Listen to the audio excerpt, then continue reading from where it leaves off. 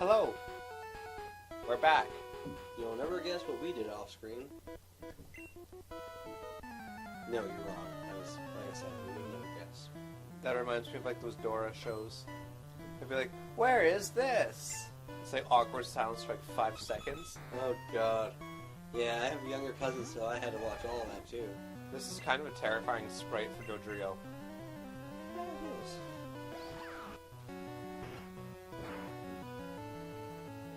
I wish I could use one, but of course.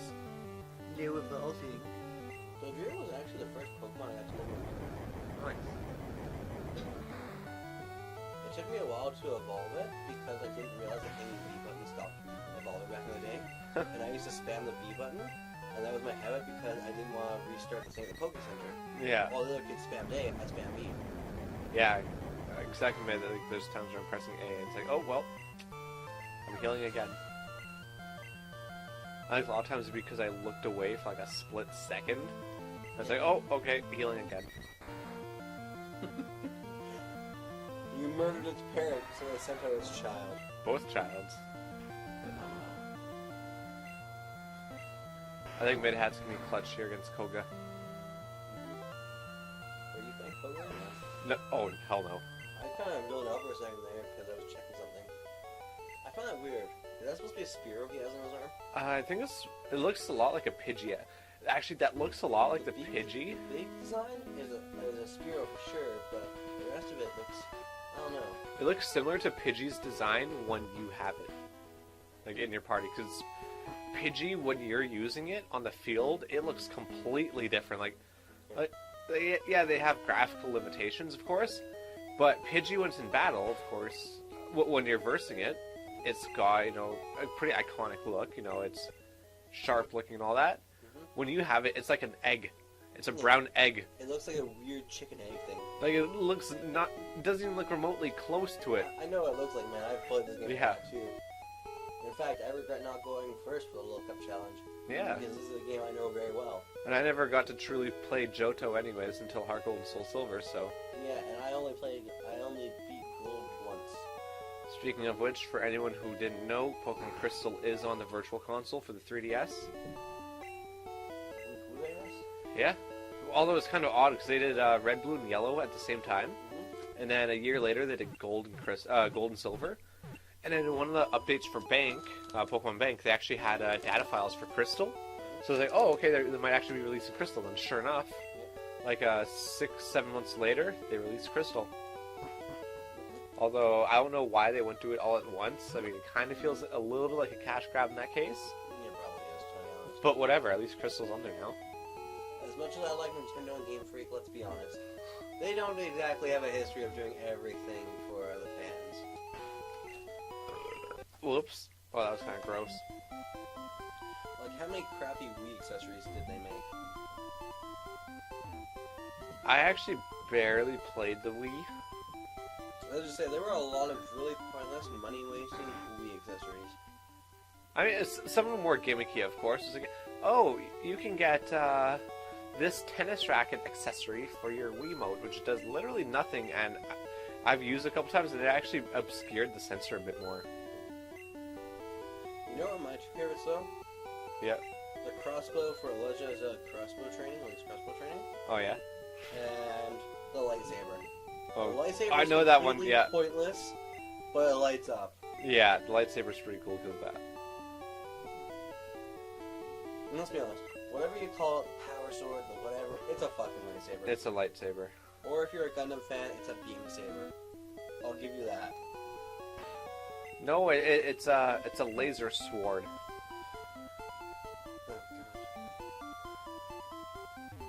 I'm going this way. Are you gonna try to catch Dratini? I'm gonna get Doduo first. Because, yeah, you get Doduo in the grass over here. See? There you go. That's some Withering kills it. I ain't killing it, that's for sure. Although I'm gonna do some switch training on it. Which I hate. Missing the EXP share right now? Yes.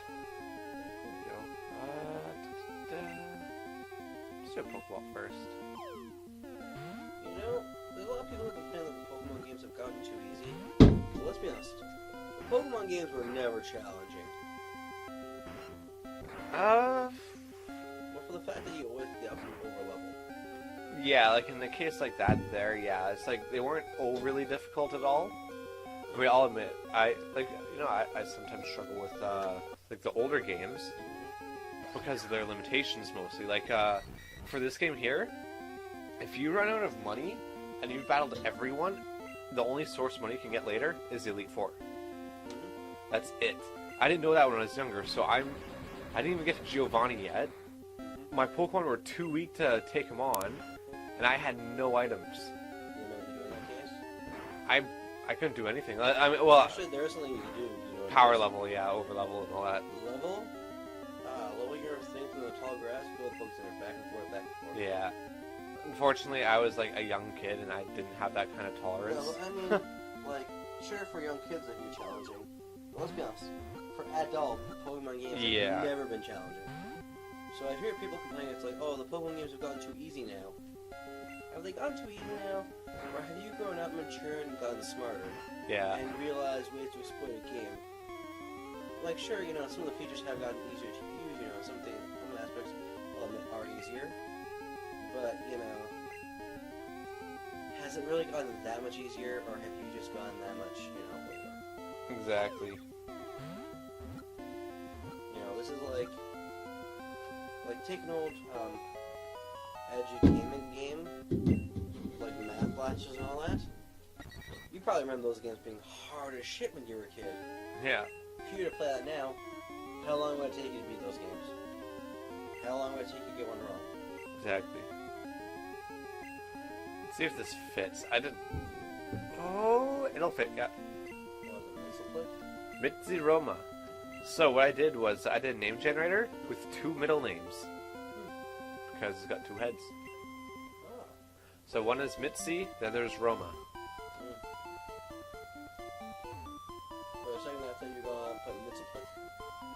I was gonna put the first one, which was Zacchaeus. Yeah. But I thought, nah, 2 middle names would be cool enough.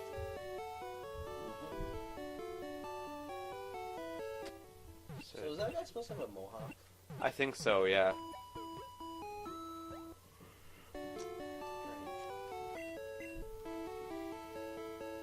Oh, no, yep, see, and then that's me spamming A. There we go. Let's see, yeah, that's his... You can win with 1 strong Pokemon, damn it. Yes, you can.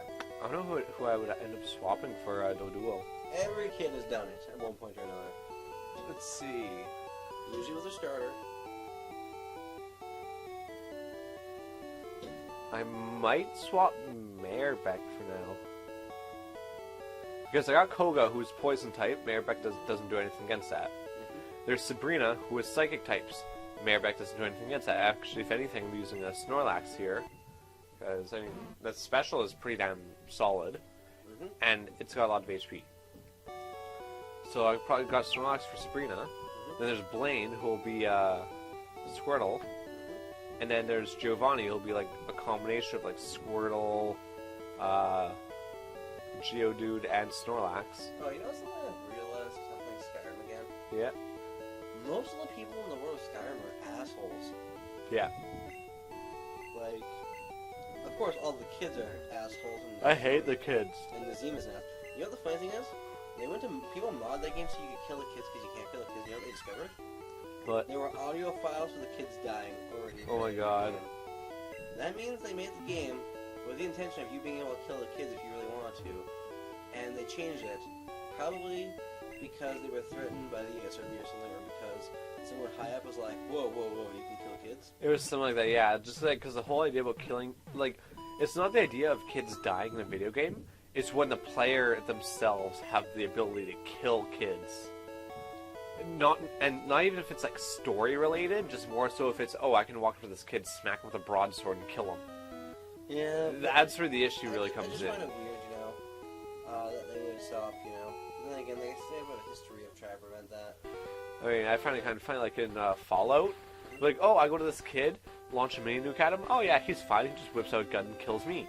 I go to his dad. Oh yeah, the dad's long gone. Your stats out of it. Yeah, just I guess after a certain point, Bethesda games they used to allow it, I think. But due to people being like, "Oh no, you can't kill kids," they were like, "Okay, you can't kill kids." I mean, it wasn't even in. They didn't even have kids in Oblivion. Mm-hmm. I don't know about Morrowind. I actually got to get back to playing that again. I don't think Morrowind had kids either. Oh man, but I just learned so many people are assholes. And you know, with the whole Civil War quest line, Yeah. which I don't think it's a spoiler because it's been so many years. Yeah, I think it's been both out sides- here for a I long think time. both sides of the Civil War are assholes. Yeah. Like, fucking, what's his name? For, the Imperials? The General Tullius. Yeah. He's an asshole. Uh-huh. And then, what's his name? Ulfric Stormcloak. Jarl He's of an Windhelm. asshole. It's really funny, though, because people argue whether or not he's a murderer of the High King. Well, you hear two stories about it.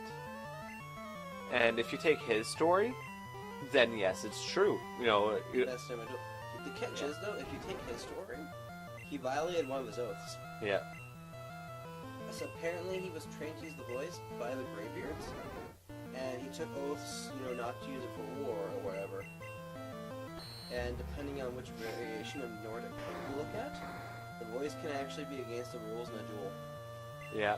Well, the way I see it, like, it's battling the Jarl for their throne, mostly as a vote of no confidence in a way, I can see. But at the same time, I can see it kind of like as an act of war in a way. Yeah. Especially with the motives that he had. Well, the other thing is you don't actually have to kill the Jarl to, just end it and to win the title. Yeah, you just got bested in combat. But he owes a shell which sent him flying, which knocked him out. He then killed him. Yeah, so if that's the case there, then it's like, okay, yeah, you could classify it as murder, essentially, in a way. Especially if that, if their code is, just when they're defeated in combat, as in they surrender or they can't go on The anymore. other thing is, depending on, different sources, because I've seen really conflicting sources, some of it say, Nordic code, for ancient duels, you were allowed to use the voice, so you should be able to use the voice, and others say, well, that was before they found they shouldn't use the voice for war, and by normal codes now, you're not allowed to use the voice. But then it also goes down to the oaths he supposedly would have had to make with the Greybeards, and, whether or not it's a violation of his oath there. Yeah. And apparently, you can meet the king and Sovngarde, and he actually doesn't hold a big grudge against Ulfric. He said he died with honor and he honored his ancestors, but he asked if Ulfric could say the same for himself, which seems to imply he broke some kind of code. Yeah, exactly. So I don't think it's like the straight up murder that the Imperials make it sound like, where he just came and killed him. I do think that he probably did, at least Something shifty. something wasn't right. Or something that you would violate honor. I mean, like when you get to the Imperial City, you find out, someone's being executed because they let Ulfric escape. Well, why would he need to escape if he was usurping the throne through combat, which is their way? Well, some people argued that the Imperials, jumped and said, nope, you're not actually allowed to be that, even though the king said you could. Yeah. But, it's really conflicted, and I guess you could never really find the true story, because everyone in Skyrim has their own story. I think my favorite thing of all the ones I've met is actually probably Whiterun. Yeah, Jarl Balgruuf. Yeah, Balgruuf. I'm surprised you actually remember the name. Yeah, yeah. Because he seems like the most level-headed character in that effing game. Because he points out, the pros and, of the strong points, you're like, yeah, it is kind of bullshit, we're not allowed to worship Talos, Yeah. we can do this, and we're under this. But was it really worth starting a war over, a civil war over, and should he have really have done that? Exactly. And it's like, the Imperials had a point, when they did give up to the Almond Area, it was a horrible, horrible deal, but there wasn't much of a choice. Yeah, they had nothing to do. It was like, they have to do this. And he's just very, very honest, I find. It was the most honest Jarl I've seen. Yeah. Because, believe Stormcloak or not, you have to admit he's kind of an ass. Ruth Tullius or not, he's kind of an ass, but he's totally an ass. Yeah.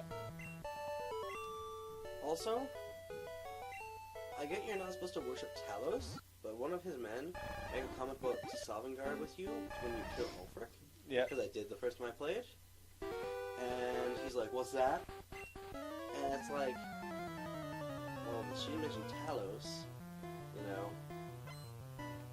As far as I can tell, you know, the worship of Talos and the belief of Sovngarde aren't completely linked. Well, they are often linked. They aren't intrinsically linked, you know.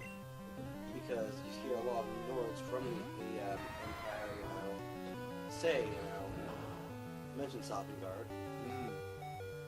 Jeez, that was a crit. I don't know, who's your favorite faction in that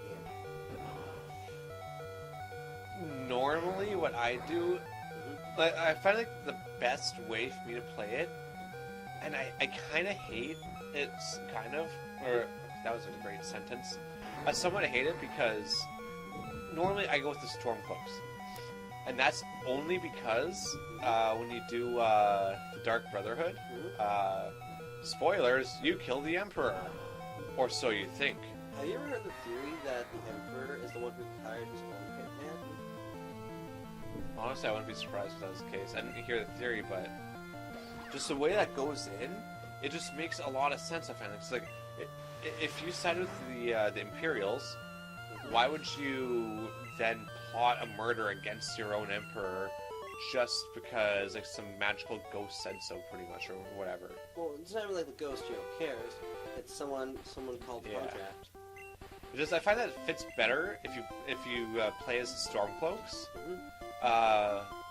The only thing I don't like is that, again, spoilers, if you pick Stormcloaks, Jarl Bolgruff is actually kicked out of his place, and what is it? I forgot his name. Battleborn? Yeah, no, not the Battleborns. I think it's the Battleborns support the Imperials. That's right. Is it Kulak White Man? Yeah, the White Mains. They take over Whiterun, which I don't mind that, but it's just the fact that Balgruuf is kicked out. And Balgruuf was like an honest man. I like Balgruuf. Like he was the perfect middle ground. Yeah. He saw the benefits to both sides, and unfortunately, when he had his back in Swall, he was like, "Look, unfortunately, I got to go with the Empire on this one, because you know they, as much as they screwed up, I'd say that they're not in the wrong as much as Stormcloaks. I mean, the Stormcloaks are a little rebellion. So if you're supporting a rebellion, it's like it's kind of one of the issues is, along with whether or not you think he should be High King, as High King, he's tried to make declarations that violate law of the Imperials that he would still be bound to. Yeah. So I guess in that case, even if you recognize him as High King, he is in violation of Imperial rules. Like, not just, you know, the open, you know, worship of Talos, you know, which I could really not give a shit about. Yeah.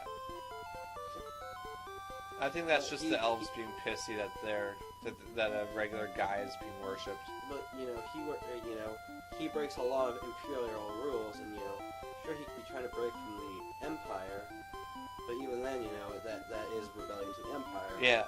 You know, I'm not even claiming, you know, rebellion to the kingdom. You know, I don't really care. You know, I did pick Imperials the first time I did, mostly because Balgruuf. Yeah. You know, I was like, I think the Imperials are assholes. And yes, I did the Dark Brotherhood. I still killed the king. Yeah, well, yeah, of course. Like, I always join the Dark Brotherhood regardless. You know what the funny thing is, though? Yeah. He actually became one of my favorite characters in like 1 minute. Yeah. And you know why that is? Why is that? Because he's so calm under the assassination. Like, I'm probably going to continue this next time because we are running out of time. Yeah, we'll pick up from here And next running episode. out of circles. Yeah, I've been doing this for like the past 2 minutes now. I kind of figured. Yeah. I noticed your hand was only doing one thing. I'm like, he's been running out of circles with me. Yeah, pretty much. But, yeah, we'll see you next time. Bye.